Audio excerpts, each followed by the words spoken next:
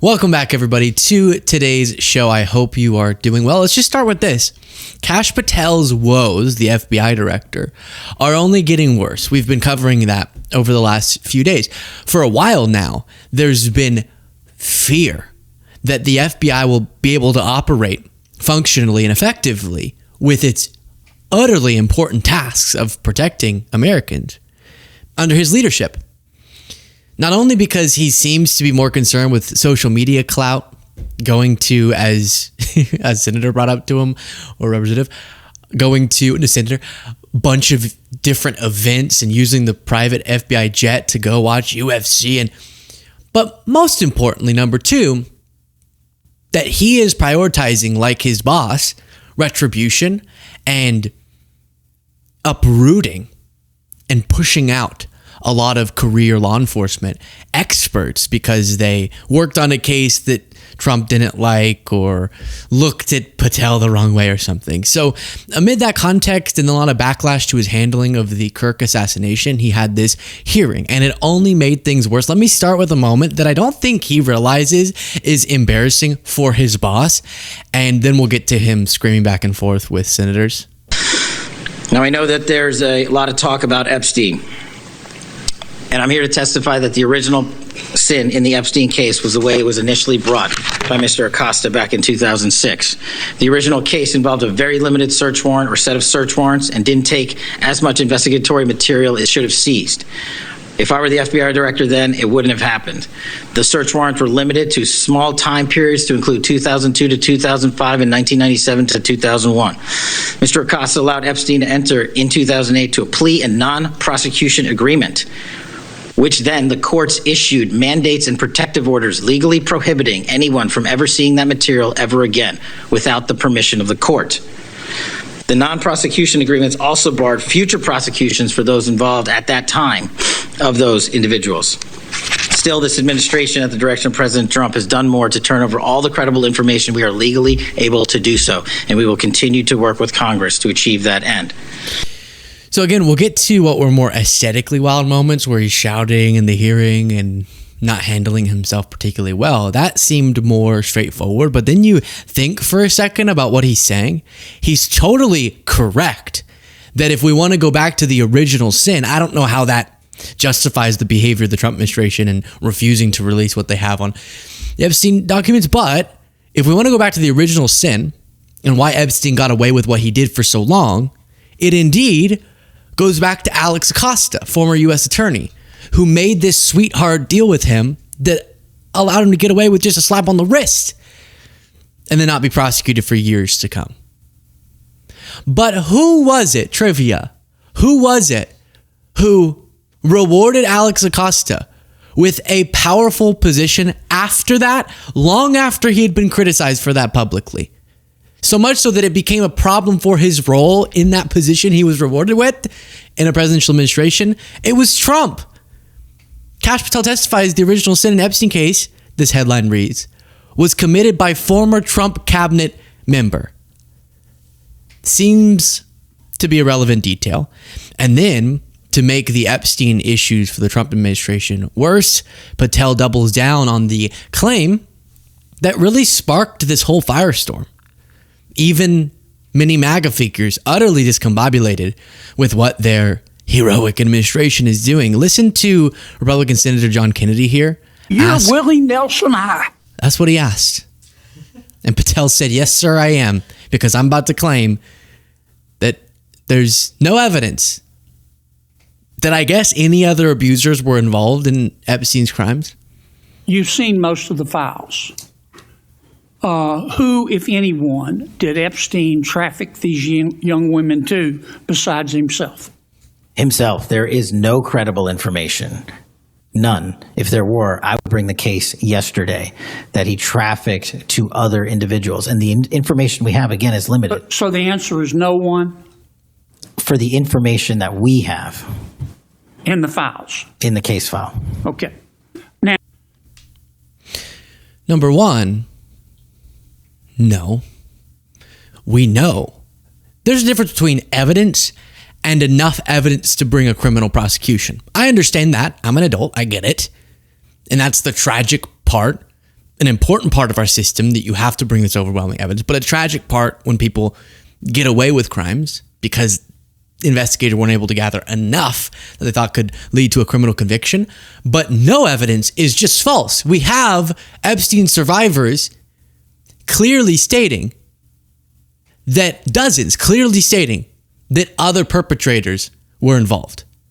That's evidence by itself. Not all the evidence you would need, but it's evidence. And he says there's no evidence of anyone else participating in the abuse of girls alongside Epstein, or you could word it that Epstein trafficked too. And if you remember, that was the claim he made in that really strange and uncomfortable interview. If you'll find the Bongino soundbite where Dan Bongino said he killed himself. That made a lot of MAGAs upset. And then they claimed it's case closed. There's nothing else, and no one else was involved, and it was just Epstein, despite the testimony of survivors. Just before moving on from this topic, we do have a lot more on Patel, but how the shadow of Jeffrey Epstein hangs over Trump's UK state visit from the New Republic, talking about some of the context there, including I saw some videos of them putting up big photos of Trump and Epstein as Trump is now arriving in the UK. Another example of Patel accidentally, I guess, just contradicting a Trump narrative. He said this. In fact, one of the stats that the American people should thank the FBI the most for is we are on track to have the lowest murder rate in modern American history. The lowest murder rate by double-digit percentages. I thought Trump's federal crackdowns and his deploying of the National Guard was because the murder rate is so out of control. I thought things were so out of control law and order wise. But he's citing what is true, which is a trend that started very powerfully in the Biden era, but now they're taking credit for, is this plummet in crime and homicide rates. But then how do you justify, in some cases, illegal actions by Trump that he says are because of this crisis of murder, crime? Seems contradictory. One other non-aligned with MAGA statement here. Listen to this. While I play it, please do click the subscribe button if you appreciate the show. It's free, but it helps us, the show, on the YouTube. So my first question is on the assault weapon ban. Do you think that would be helpful in reducing gun deaths, Director? Senator, I think there are instances on this legislation that could prevent future attacks, but I'm not going to weigh into the creation of legislation. So in talking about banning assault weapons, he, as someone who presumably monitors the sources and the outcomes of gun violence to some extent when he's not at a UFC match, what's it called? Game? Not game. Sporting event? A UFC match. UFC battle. Fight. UFC fight. Then he tried doing some reading on crime. And so he can't say, he's stuck between a rock and a hard place, which is if you say, no, I don't think that further gun regulations could minimize gun deaths, then he's kind of contradicting what he knows. But if he says that, which is, yeah, I think that maybe there would be things from the standpoint of the legislation, as per was referenced from a senator, could do things, but I don't say anything. Then MAGA's going, what? No, more guns, more. We have more than every other country and are less regulated, but if we just pump more than one day, crime will plummet. Gun deaths specifically. Now, Trump doesn't seem, then we'll get to all the screaming. Trump doesn't seem super confident in Kash Patel. He got asked amid all this calls for Kash Patel's resignation, are you confident in him? And Trump says, yeah, I'm confident in Pam Bondi. Which, imagine if you asked me, are you confident in the work that Jaden's doing? And I went, yeah, Cole's doing great work. It would sound weird. President, you don't have confidence in Kash Patel. What are you hoping comes from his testimony Well, first of all, I think that Pam Bondi has done an unbelievable job, and everybody agrees with that. And Kash, if you take a look at what he did with respect to this horrible person that he just captured. He did it in 2 days. It took other similar cases 4 days, 5 days, 4 years. If you look at certain shooters. Now, I have confidence in everybody in the administration. My administration, and a lot of people are saying it, not just me, it's so far the best administration ever formed. Because I've been seeing, I think I just saw Matt Walsh, like real right-wing people saying, I'm just sick and tired of Patel and of Bondi based on all the different things that they're doing. But he is happy with Pam Bondi, apparently, strangely. Then we get to the very contentious parts. Here you have Adam Schiff going back and forth with Kash Patel. It gets personal here. You clearly won't tell us the cabinet members associated with Mr. Epstein. Let me ask you one last question. And that is, right after she gives this testimony in front of an FBI agent, among others, she's transferred to a minimum security prison not suitable for a sex offender like herself. Talking about Ghislaine Maxwell getting shifted right after the meeting with Todd Blanche to a minimum security cushy prison. Who made that decision and why? The Bureau of Prisons. The Bureau of Decisions made it in Prisons. The Bureau of Prisons decided on their own, without any consultation with Blanche or anyone else, that they were going to suddenly, after this interview, completely unrelated to this interview, completely unrelated to anything she said, move her to a prison not suitable for a sex offender. You want the American people to believe that? Do you think they're stupid? No, I think the American people believe the truth, that I'm not in the weeds on the everyday movements of you're inmates. Not in the weeds? What I am doing is protecting this country, providing historic reform, and combating the weaponization of intelligence by the likes of you. And we have countlessly proven you to be a liar in Russiagate, in January 6th. You are the biggest fraud to ever sit in the United States Senate. You are a disgrace to this institution and an utter coward. I'm not surprised. I'm not surprised that you continue to lie from your perch and put on a show so you can go raise money for your charade. You are a political buffoon at best. Well, you can take an internet troll. Take it to the bank that the FBI is protecting this country. What? He's just trying to do like word association. You can take it to the bank, bitch. Oh, what do you think about that? This is my point. This is just for a social media clip. That's what Kash Patel's trying to set up. I crushed Adam Schiff. Shifty Schiff, as Trump calls him. Watermelon head, whatever. I busted open the watermelon head and I ate the watermelon. But it's not productive. It's not productive, obviously. Take it to the bank. That's something. Good reason. You are a political buffoon at best. Well, you can take an internet troll. Take it to the bank that the FBI is protecting this country and the state and citizens of California. We are bringing historic reform. Point of order. But all you care about is a child sex predator that was prosecuted by a prior administration, and the Obama Justice Department and the Biden Justice Department did squat. And what did President Trump do? Bring new charges courageously. And what have we done? Chairman, you said I'm the most transparent FBI director in history. 33,000 pages of information to you. I challenge you to say anything credibly to the truth. Go ahead and run to the cameras where you want to go now. Both of you be quiet. So that was fun. Interesting that his comments there are a little detached from reality. He tried to frame the prosecution, the second prosecution of Epstein. So the first sweetheart deal happened, and the guy who facilitated it got a job in the Trump administration, them knowing that was a scandal, but he wanted him so bad to be labor secretary. Second time, and when Epstein died, killed himself, was when Trump was president, And when Trump would get asked about it, he'd say, I know nothing about it. So it's not what Patel said, which is Trump bravely brought a process. He said, I know nothing about it. And I wish Ghislaine Maxwell well, which is a little wordy. I wish her well. I guess I knew her, was the phrase. Her boyfriend died. And well, he's dead, so. Bill, not now.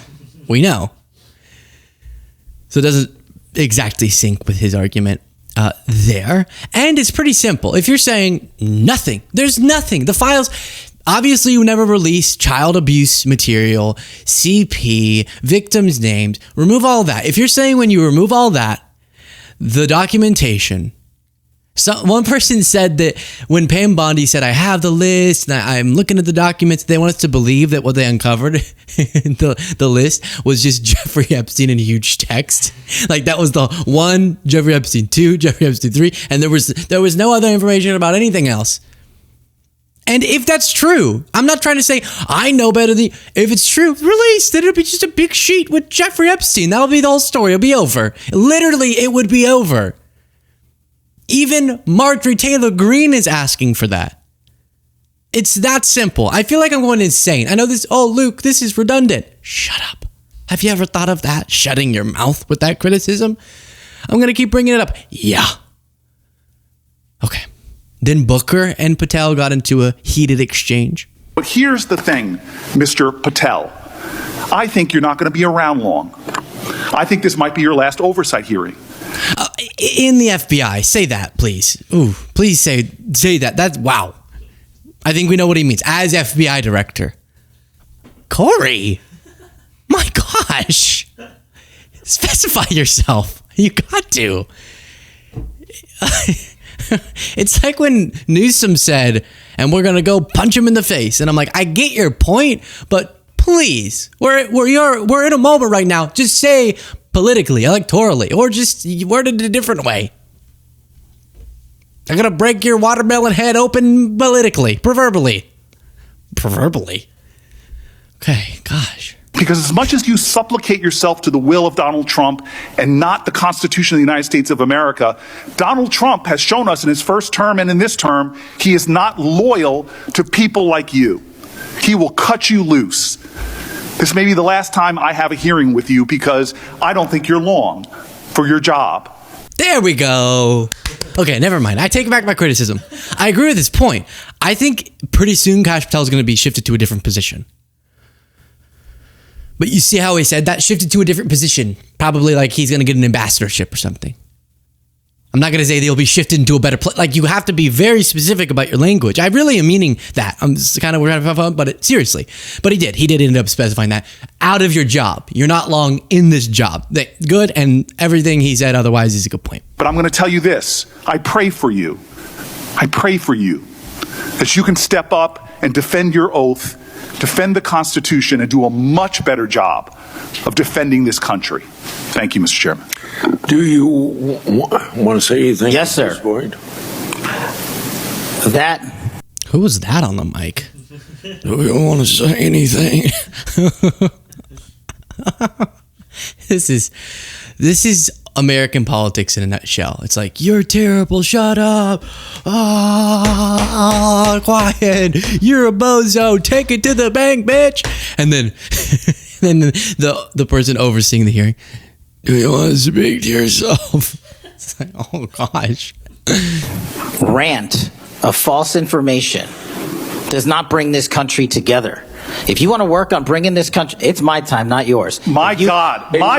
If you want to talk about dividing this country, it is my time. I follow you on your social media posts that tear this country apart. To address your falsehoods. Oh, you can try all you want in this country. to not take responsibility for what you have said. Time. Sir, you're making a mockery of this committee. Sir, you don't tell me my time is over. The people of New Jersey tell me what my time is. You can't lecture me. You can tell me my time's over. You may be the target of the FBI. I'm not going anywhere. I am not afraid of you, Mr. Chairman. Not afraid of you. Mr. Chairman, point of order. Senator.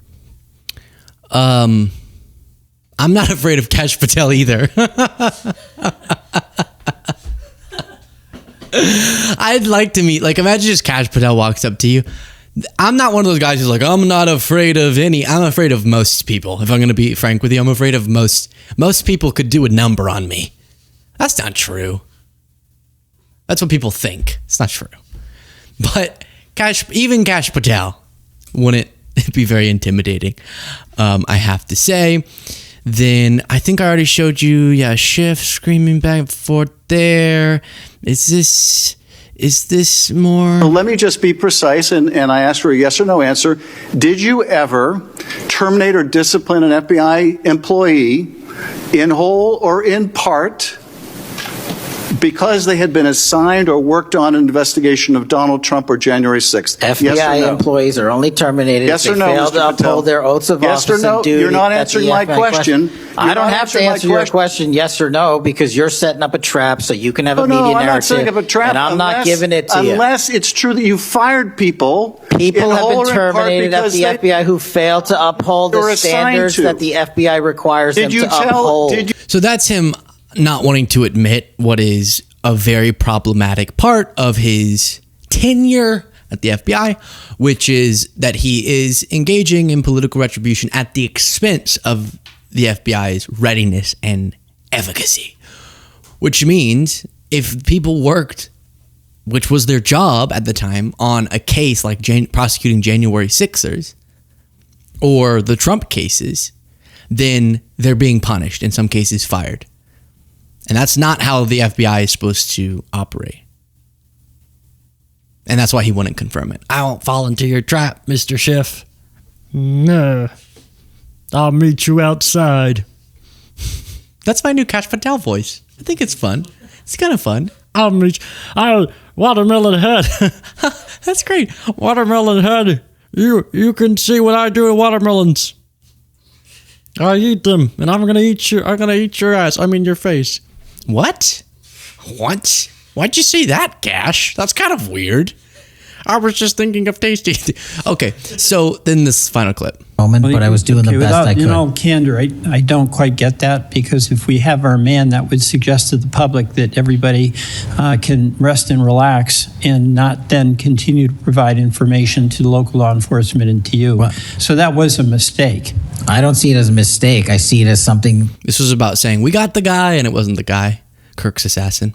Working with the public to identify that there was a subject So if in you custody. put out a statement that says we've got our man, and in fact it turns out that you didn't have your man, that's not a mistake. But that's not what I said. Well, I'll go on. That's my understanding. Cool. That's fun. And that's where we'll wrap that segment. Again, make sure you're subscribed and share your thoughts in the comments.